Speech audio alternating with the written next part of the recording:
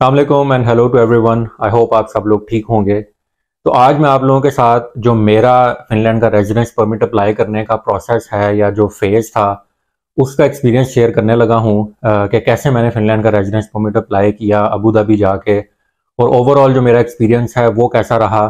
वहाँ पे जो इंटरव्यू कंडक्ट किया जाता है उसमें कौन से क्वेश्चंस होते हैं, तो ये सारी चीज़ें इस वीडियो में मैं आज आपको बताऊँगा। तो कोशिश करें कि वीडियो एंड तक देखें, ख़ास तौर पे वो स्टूडेंट्स जो अभी एडमिशन का वेट कर रहे हैं और उनके ये कंसर्न है कि वहाँ का इंटरव्यू कैसा होता है, कौन से क्वेश्चंस पूछे जाते हैं। तो इस वीडियो में मैं आपको डिटेल में बताता हूँ कि मेरा एक्सपीरियंस कैसा रहा।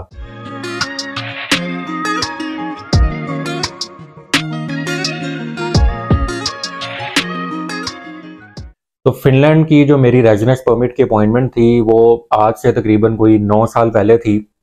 उस टाइम पे ये ऑनलाइन पोर्टल नहीं होता था जहाँ पे आप अपॉइंटमेंट बुक करते थे और आपको एक स्पेसिफिक डेट मिल जाती थी। उस टाइम सिंपली ये था कि आपने जो एम्बेसी है अबू धाबी में उसको ईमेल लिखनी होती थी, अपना जो एडमिशन लेटर आपको आया है यूनिवर्सिटी की तरफ से वो अटैच करके, उसके कुछ दिनों के बाद आपको एम्बेसी की तरफ से रिस्पॉन्स आ जाता था कि ये डेट है और ये टाइम है, तो इस दिन आपने आ जाना है अपनी अपॉइंटमेंट के लिए।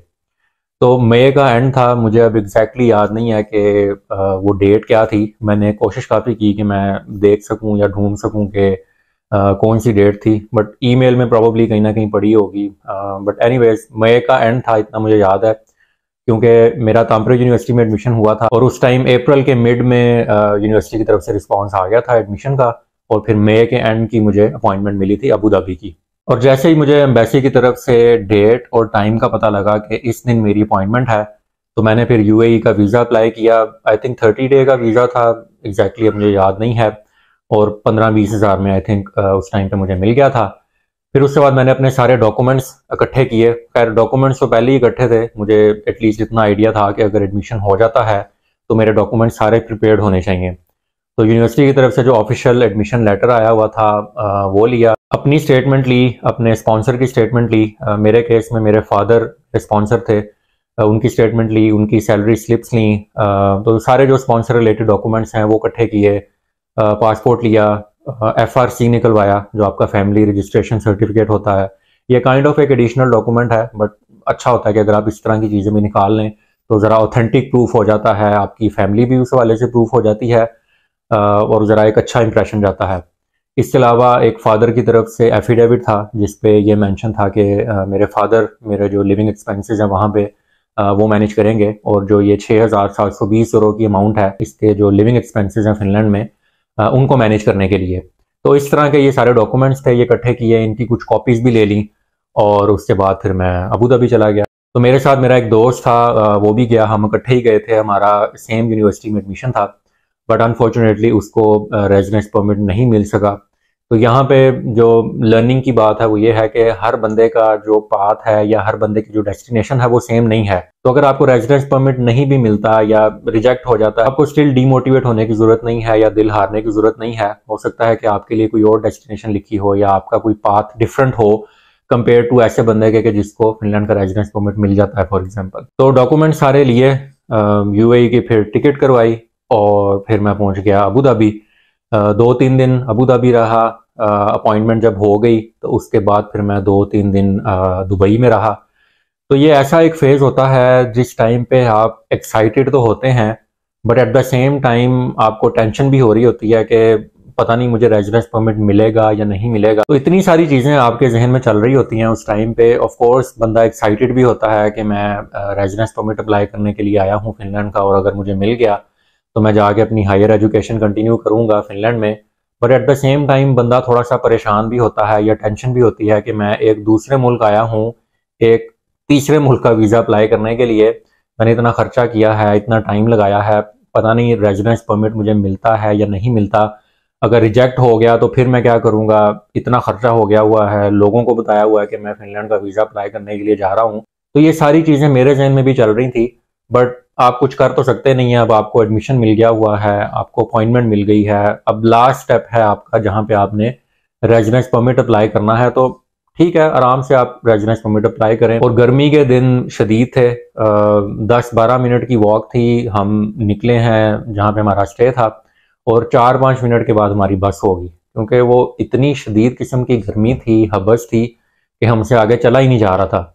शर्ट हमारी पसीने से फुल भरी हुई थी, डॉक्यूमेंट्स हमारे हाथ में थे, बट स्टिल अगेन जाना तो था।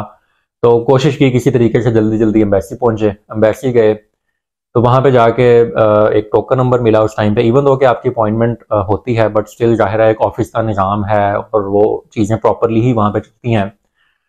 टोकन नंबर मिला, फिर बैठ गए। जैसे ही फिर बारी आई तो रिसेप्शन पे गए।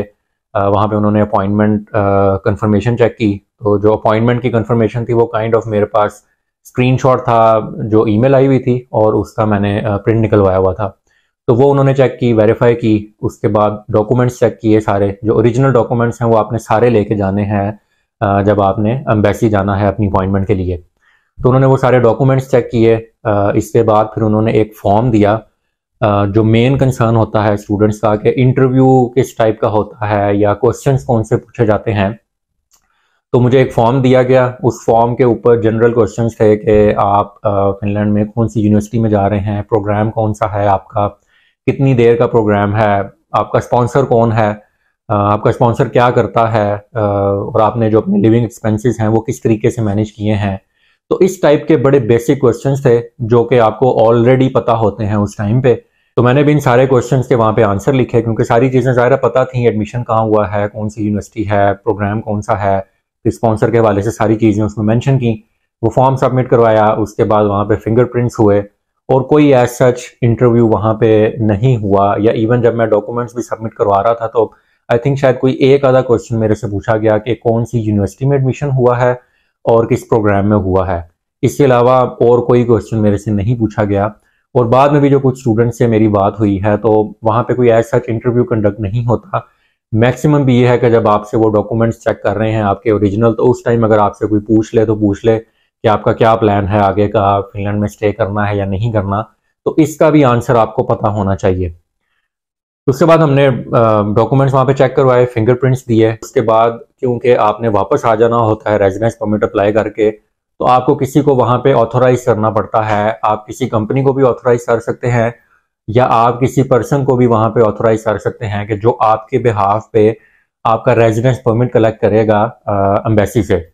तो वहाँ पे मेरे जानने वाले थे, तो उनके नाम पे मैंने एक अथॉरिटी लेटर लिखा और वो अपनी एप्लीकेशन के साथ सबमिट करवाया। और फिर हम थोड़ा बहुत अबू धाबी घूमे, थोड़ा सा दुबई घूमे, और फिर हम वापस आ गए।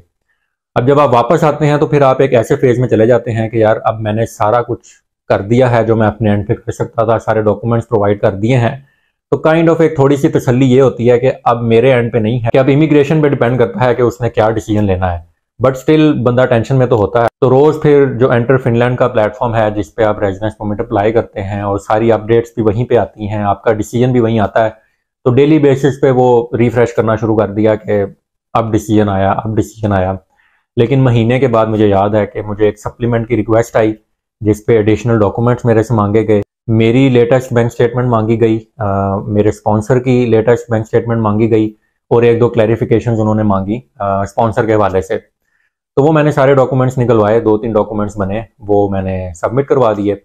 और अब सबमिट करवाया तो उसके बाद फिर दोबारा रिफ्रेश करने लग गया मैं एंटर फिनलैंड का प्लेटफॉर्म के अब डिसीजन आया, अब डिसीजन आया। तो 1-2 दिन के बाद मुझे याद है कि मैं ऑफिस में बैठा हुआ था और मैंने रिफ्रेश किया और सडनली वहाँ पे लिखा हुआ आ गया कि डिसीजन इज रेडी।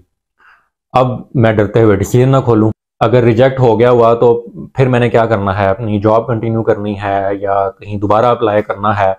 तो वो डरते डरते मैंने खोला ही नहीं। फिर काफ़ी देर के बाद जब मैं थोड़ा सा रिलैक्स हुआ कि मेरे एंड पे तो कुछ है नहीं, अब सिर्फ डिसीजन ओपन करना है और पढ़ना है कि भाई रेजिडेंस परमिट मिला है या नहीं मिला। तो डिसीजन खोला और अल्हम्दुलिल्लाह उसके ऊपर यही मेंशन था कि आपको फिनलैंड का जो रेजिडेंस परमिट है वो मिल गया है। और उस पर यह मेंशन था कि आपको 2 से 3 वीक के अंदर अंदर जो रेजिडेंस कार्ड है वो आपको डिलीवर कर दिया जाएगा।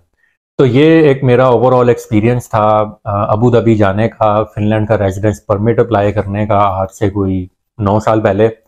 तो ख़ास तौर पे वो लोग जिनका ये कंसर्न होता है या उनको टेंशन होती है कि वहाँ पे इंटरव्यू किस तरह का होगा या कैसे क्वेश्चन पूछे जाएंगे, उनको टेंशन लेने की ज़रूरत नहीं है। वहाँ पे कोई एज सच इंटरव्यू कंडक्ट नहीं होता। आपसे ये बेसिक क्वेश्चन पूछे जा सकते हैं जैसे मैंने आपको बताया।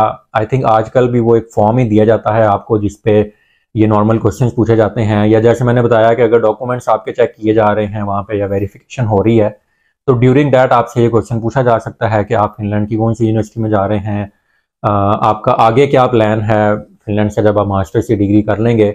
मतलब ये सिर्फ मैं आपको थोड़ा सा आइडिया दे रहा हूँ कि इस तरह की चीज़ें आपके जहन में ऑलरेडी होनी चाहिए। फॉर एग्जाम्पल ख़ास तौर पे कंसर्न यहाँ पे आता है कि अगर आपसे कोई ये पूछ लेता है कि आपका आगे का क्या प्लान है, फॉर एग्जांपल आप बैचलर्स के लिए आ रहे हैं या मास्टर्स के लिए आ रहे हैं या पीएचडी के लिए आ रहे हैं, तो ये कंप्लीट करने के बाद आप क्या करेंगे, तो आपके जहन में इसका क्लियर आंसर होना चाहिए।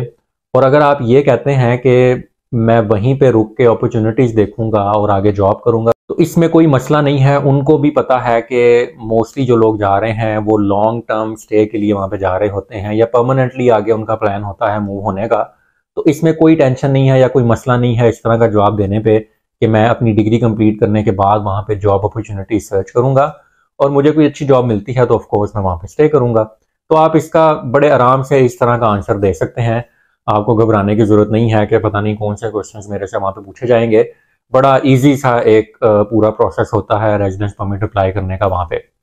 तो आई होप आज की वीडियो से उन लोगों के जो कंसर्न्स हैं, जो आपकी वीएफएस की अपॉइंटमेंट है अबू धाबी में, कोई ना कोई आपकी हेल्प हुई होगी इस हवाले से। मेरे एक्सपीरियंस से मेरा मकसद यही था कि मैं अपना एक्सपीरियंस आपके सामने रखूं ताकि मैक्सिमम लोगों का इससे फ़ायदा हो सके। तो चलें किसी अगली वीडियो में आपसे फिर मुलाकात होती है, तब तक के लिए अल्लाह हाफिज़।